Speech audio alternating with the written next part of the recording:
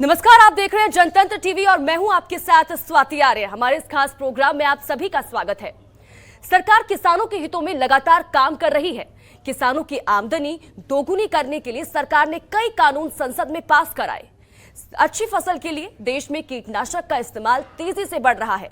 एक ताजा रिपोर्ट के मुताबिक 8 से 9% सालाना दर से बढ़ रही पेस्टिसाइड की खपत अगले 5 साल में 20,000 करोड़ रुपए तक पहुंच जाएगी।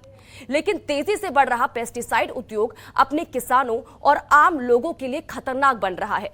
इसके सबसे बड़ी वजह नकली पेस्टिसाइड है। देश में चाइनीज और इसी के साथ ही नकली कीटनाशक का सिंडिकेट बड़े पैमाने पर फल फूल रहा है। नकली कीटनाशक अब बीमारी बन चुकी है और देश की राजधानी दिल्ली, जहां संसद में किसानों के लिए कानून बनता है, वो दिल्ली आज नकली कीटनाशकों का सबसे बड़ा अड्डा बन गया है।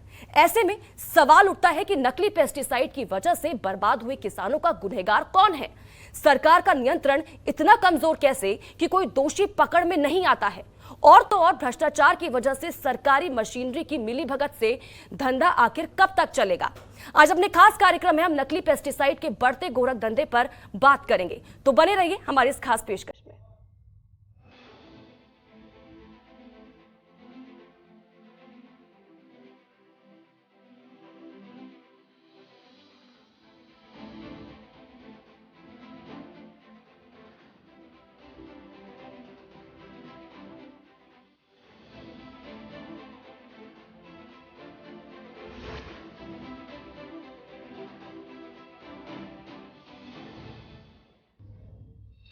तकनीक ने इस संसार को, स्वरूप को ही नहीं बल्कि मानव जीवन में भी बदलाव किए हैं।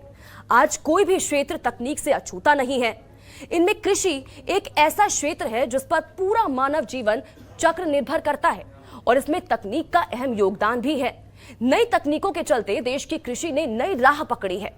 आज देश की जीडीपी में कृषि क्षेत्र की 15% से अधिक हिस्सेदारी है।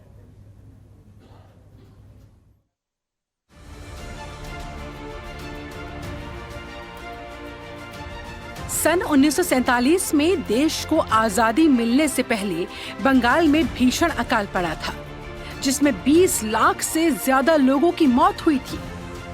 इसलिए देश के पहले प्रधानमंत्री के तौर पर कार्यभार संभालने के बाद जवाहरलाल नेहरू ने कहा था कि बाकी सभी चीजों के लिए इंतजार किया जा सकता है, लेकिन कृषि के लिए नहीं। तब हमारी आबादी 30 करोड़ से कुछ अधिक, यानी 125 करोड़ की वर्तमान आबादी की तकरीबन 25% थी। तब किसी शादी ब्याह में 30 से ज्यादा लोगों को नहीं खिलाया जा सकता था, जबकि आज तो जितना पैसा हो उतने लोगों को दावत दी जा सकती है। आज हमारे गोदाम अनाजों से भरे पड़े हैं। ये सब कुछ हरित क्रांति की वजह से। कृषि रसायन और उर्वरक तकनीक के जरिए किसानों की फसल पैदावार में वृद्धि होती है, जिसमें कृषि रसायन और उर्वरक क्षेत्र का बहुत बड़ा योगदान है। देश में हर साल 32.4 मिलियन टन उर्वरक का उत्पादन होता है। वहीं कृषि रसायनों को बनाने के लिए भी नई तकनीकों का इस्तेमाल किया जा रहा है। वैश्विक बाजार में भारत की हिस्सेदारी 10% है, जबकि घरेलू बाजार में मध्यम स्तर पर कृषि रसायनों का इस्तेमाल हो रहा है। कृषि रसायन तकनीक से फसल पैदावार में बढ़ोतरी हुई है, जिससे किसानों को लाभ भी मिला है। कृषि रसायनों के उत्पादन में भारत का चौथा स्थान है। भारत में 60% कीटनाशक, 18% फफूंदीनाशक, 16% खरपतवारनाशक, 3% बायोपेस्टिसाइड का इस्तेमाल होता है। फसल सुरक्षा के लिए कृषि रसायनों के साथ साथ बायो उत्पाद और जैविक उत्पादों का इस्तेमाल भी किसानों के बीच काफी बढ़ा है। जो किसान पहले देसी किस्म के बीजों से कम पैदावार लेते थे, आज वही किसान हाइब्रिड बीज से अधिक पैदावार ले रहे हैं। सरकार ने कृषि बाजारों को भी तकनीक से जोड़ते हुए कृषि मंडियों को ऑनलाइन कर दिया। इसी के साथ कुछ निजी क्षेत्र की कंपनियों ने इस पर काम करना शुरू किया। ये कंपनियां ऐसी तकनीक विकसित कर रही है जिससे किसानों को उत्पाद का सही मूल्य, कृषि सलाह, मंडीकरण, मौसम की जानकारी, ऑनलाइन कृषि उत्पाद बेचना और खरीदना जैसी सुविधा मिल सके। एक किसान आसानी से घर बैठे कृषि से जुड़ी अधिकतर जानकारी अपने फोन पर पा लेता है। और ये कैसे संभव हो पाया? आधुनिक तकनीक के जरिए ही। इसमें कोई संदेह नहीं है कि आधुनिक तकनीकों के चलते कृषि के क्षेत्र में बड़े बड़े बदलाव हुए और इसका सीधा फायदा कृषि क्षेत्र से जुड़े हर एक व्यक्ति को मिला है। लेकिन कृषि की इन तरक्की के बीच कुछ काला अध्याय भी देखने को मिला, जहां पैसे के लालच में कई लोग नकली कीटनाशक के जरिए खेतों में फसलों को भारी नुकसान पहुंचा रहे हैं। हम आपको अपनी अगली रिपोर्ट में देश भर में फैले इन नकली कीटनाशकों के काले बाजार को उजागर करेंगे। आपको बताएंगे कैसे नकली कीटनाशक के जरिए ये लोग हजारों करोड़ के राजस्व को नुकसान पहुंचा रहे हैं। हम आपको ये भी बताएंगे कि कैसे ये लोग आपके शरीर में धीरे धीरे नकली कीटनाशकों के जरिए किसानों को भी नुकसान पहुंचा रहे हैं। ब्यूरो रिपोर्ट, जनतंत्र टीवी। तो हमारी पिछली रिपोर्ट में आपने देखा कि कैसे नई तकनीक ने भारतीय कृषि की दिशा और दशा दोनों ही बदल दी। कभी एक एक दाने के लिए तरसने वाले देश में आज गोदाम अनाजों से भरे हुए हैं। जहां देश ने कृषि के क्षेत्र में तरक्की की, तो वहीं नकली कीटनाशक बनाने वाले माफिया सक्रिय हो गए। एक तरफ जहां किसानों की सुरक्षा के लिए संसद में कानून बनाए जाते हैं, तो वहीं चंद किलोमीटर की दूरी पर ही नकली कीटनाशक का बड़ा सिंडिकेट चल रहा है।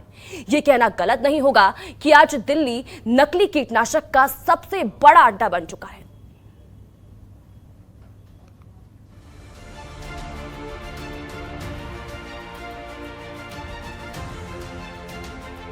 किसान जो धरती का सीना चीरकर हम सबके लिए अनाज उगाते हैं, किसान जो भीषण गर्मी में भी झुलसकर बंजर जमीन को खेती लायक बनाते हैं, किसान जिनकी मेहनत का ही नतीजा है कि आज हम खपत से भी ज्यादा उत्पादन करते हैं।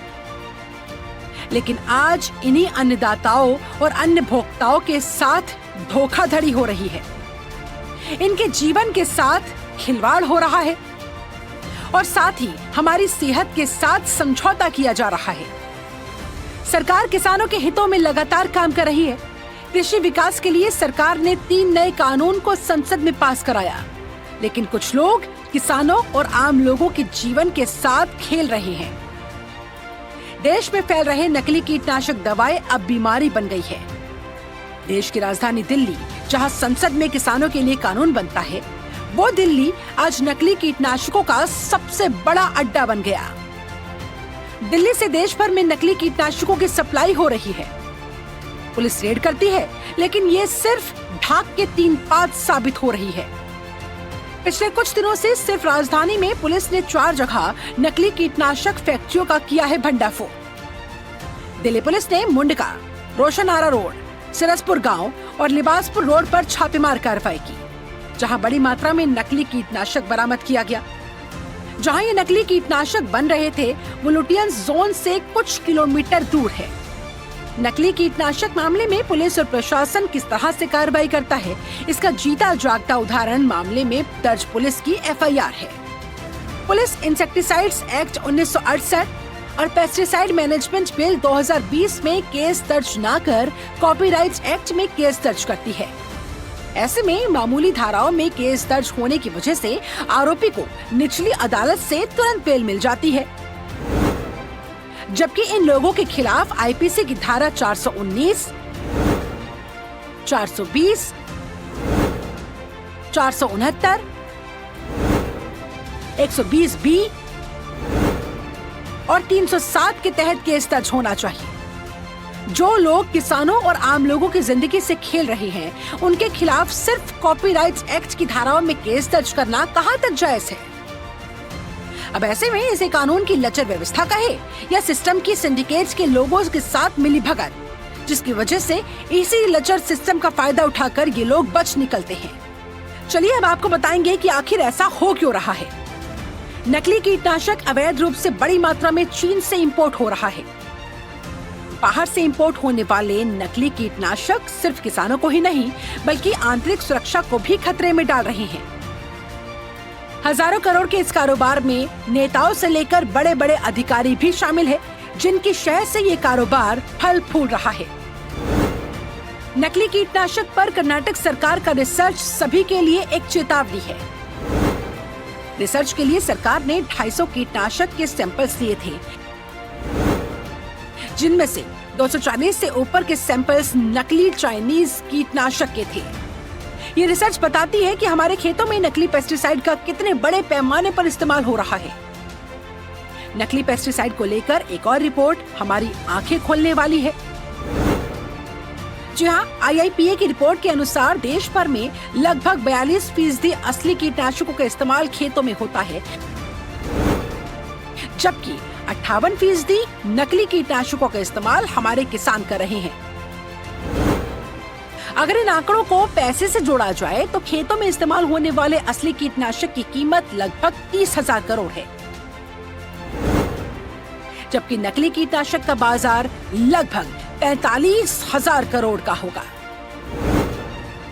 यानी कि लगभग 15,000 करोड़ की डायरेक्ट और इनडायरेक्ट टैक्स की चोरी इन अवैध केमिकल के आयात से होती है। नकली कीटनाशक के फैले कारोबार में सिर्फ पुलिस का हाथ ही नहीं, बल्कि income tax, directorate of revenue intelligence, enforcement directorate और गुड्स एंड सर्विस टैक्स विभाग भी सवालों के घेरे में। खेतों में प्रयोग में लाए जाने वाले कृषि निवेश में कीटनाशक सबसे महंगा निवेश होता है। मिलावटी और नकली कीटनाशक से फसल के उत्पादन पर असर तो पड़ता ही है, बहुत सा पैसा भी बेकार चला जाता है। ब्यूरो रिपोर्ट, जनतंत्र टीवी। भारत विश्व के उन अग्रणी देशों में से है जहां सदियों से कृषक समुदाय फलता फूलता रहा है। खेती बाड़ी पर आधारित इन व्यवस्था की अपनी अलग सांस्कृतिक परंपरा बन चुकी है, जिसके संयोग से अपनी पूर्ववर्ती विरासत के साथ साथ विविधताओं से भरी बहुआयामी परंपराएं और रीति रिवाज विकसित हुए। आज हमने कृषि के क्षेत्र में काफी तरक्की की है। नई तकनीक से हम अपनी पैदावार लगातार बढ़ा रहे हैं, लेकिन इन्हीं सुनहरे आंकड़ों के बीच हमारी कई नाकामियां भी छिपी हुई हैं।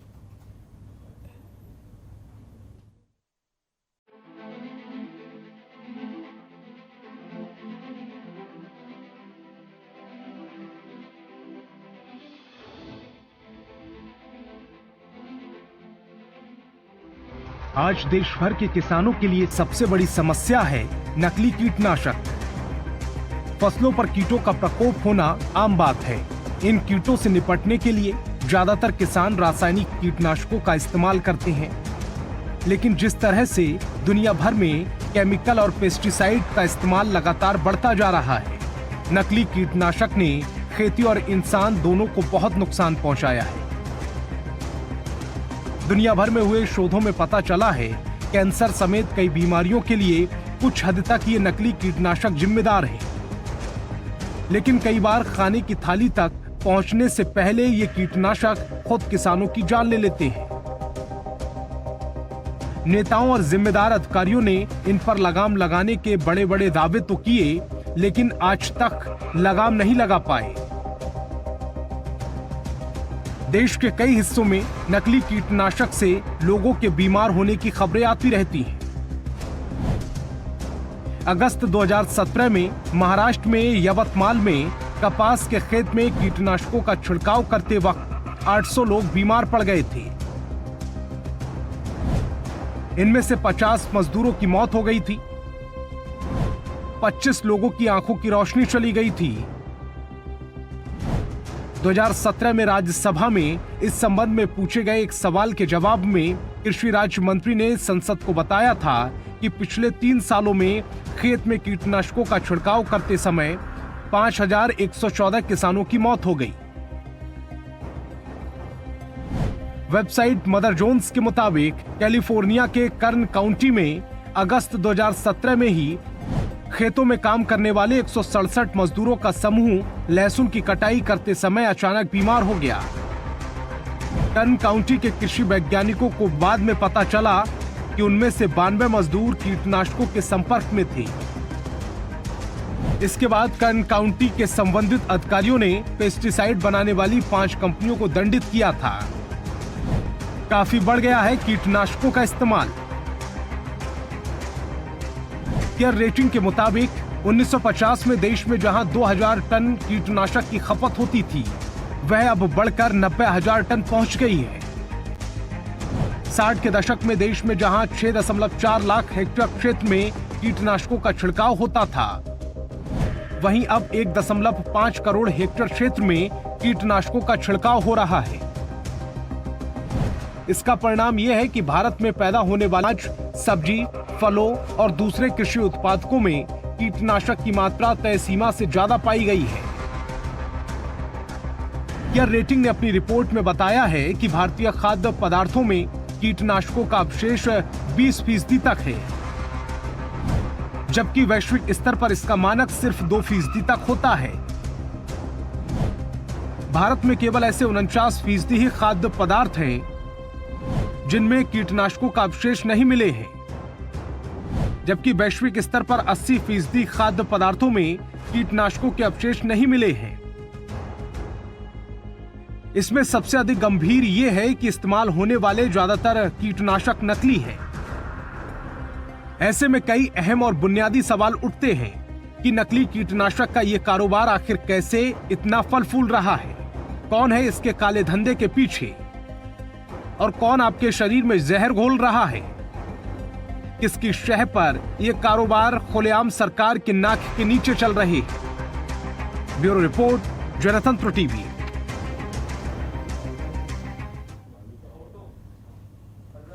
तो आपने देखा कि कैसे देश में नकली कीटनाशक का काला कारोबार चल रहा है।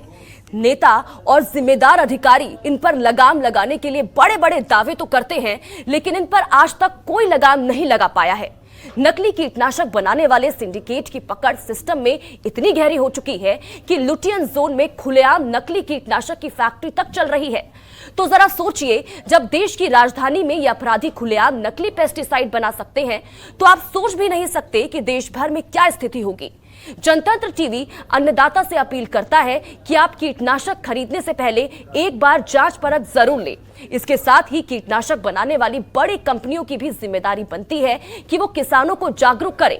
साथ ही इन नकली कीटनाशक बनाने वालों के खिलाफ कार्रवाई करने के लिए सरकार पर दबाव बनाया जाए।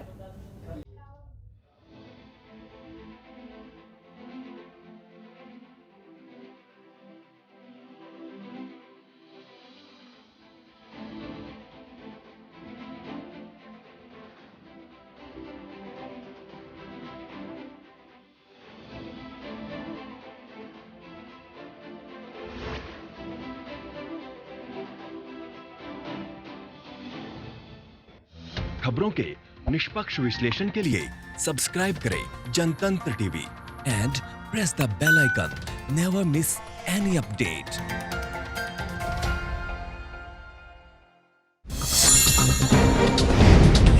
डाउनलोड कीजिए जनतंत्र टीवी ऐप को, जो कि अवेलेबल है गूगल प्ले और ऐप स्टोर पर। अधिक जानकारी के लिए अभी डाउनलोड करें।